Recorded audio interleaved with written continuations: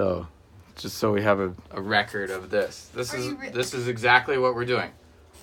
Okay, this is because I want to videotape this because this is a process that you're going to use for the next 100 of these that you do this year. Okay, because I want you to be able to do these in about 10 minutes. Get through the thing. Because the all of this stuff, when you're playing, it's a process. You are processing information when you're playing in this style, right? So you need to be able to see the chords and immediately understand not only the root position and what they're composed of, but a nice way of voicing them in the context of whatever the melody is and whatever the bass is doing. And this is what this style of playing is. And this is how you do it. But nobody can teach you really how to you do it. You know what I mean? You have to understand the possibilities. And nobody can teach that to you. You have to teach it to yourself. But this is the process by which you learn that. So, the basic concept is you have your melody is here, your bass note is here. And you have to fill in the chord, right? And the first step, this is like species counterpoint. If you've ever done that, they give you one set of things that you can do. And then once you can do that, then you can do the next. Then you can do the next. This is not as formal as that. I'm sure you could create. Thank God. You can create something that formal. But just suffice it to say, this is what I want you to do in the first step. First things first, understand the chords. So you have an E minor 7 flat 5, which is this. So first of all, you play it, make sure you know it, because I guarantee you that you're going to see that E minor 7 flat 5 a lot. And so you need to instantaneously know what it is. So you play it, because right now it takes you a second, and that's not okay. In the long run, right? It's just like reading. If you're like stumbling over the letters, you're not going to see the word, you're not going to see the sentence, you're not going to see the paragraph.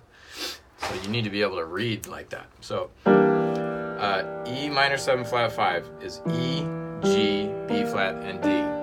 Just etch that into your brain. Okay, good. So step 1, species 1. we're gonna put the E on the bottom and our melody note, which is A, on the top. We're not gonna worry about what that is at this point. It's an 11. I'll just give it to you, but don't worry about it.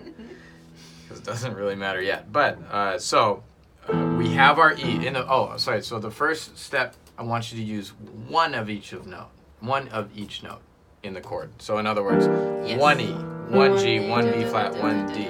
Had the melody note been a D, you got it. Okay. You don't need it. Okay. Be okay with that.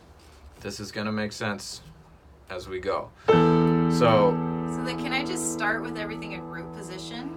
no. What? I mean, you can, sure. You're gonna have to get rid of the extensions, though.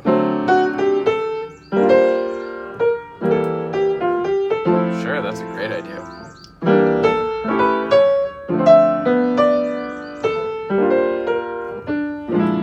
It's just a big jumpy mess, but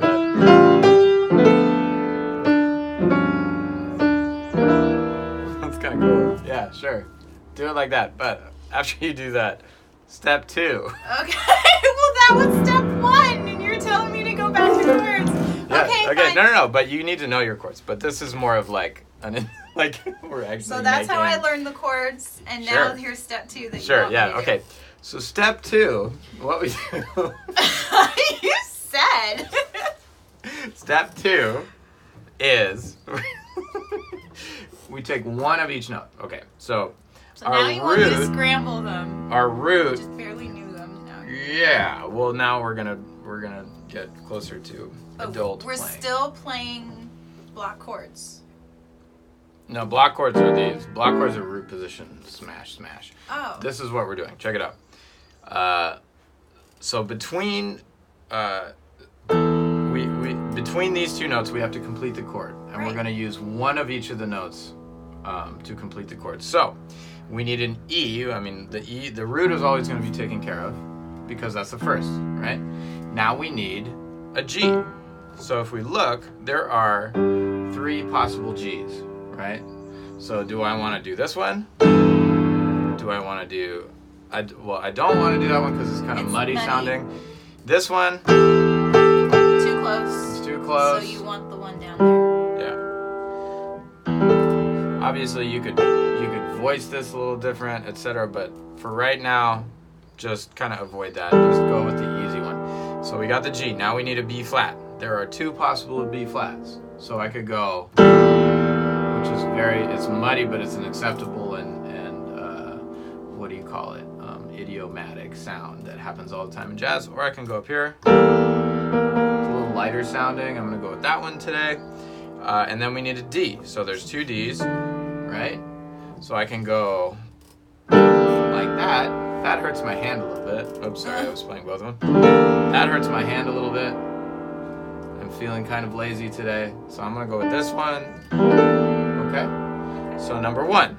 And if this stretches too much, Meow. which lo and behold, we have our root position. Yes. But we came upon it by means of experimentation, and we decided Of step 2. that was and sometimes the root position is the best option. Rarely, but in this case, yeah. But if we want, Nice. we would do that for the big hand version. So you don't call that a blocked chord even though you're playing them all together? No, this is spread out voicing. Right. But okay. This is me talking too, so I could be using incorrect terminology. All right. It's more of the concept. So I'm gonna go with that. I know I said I was gonna do that, but now I'm feeling this. Because look how beautiful and spread out that is. It's like just it's nice in the big. hands. That's a modern chord right there. If we were in the 30s, it's like perfect. Okay. It's modern 100 years ago. And then we're going down to here. So we have A7 flat 9, which, spoiler alert, A, C sharp, E, G, B flat. Okay? Yes. So now I have my melody note, which is an F, which is not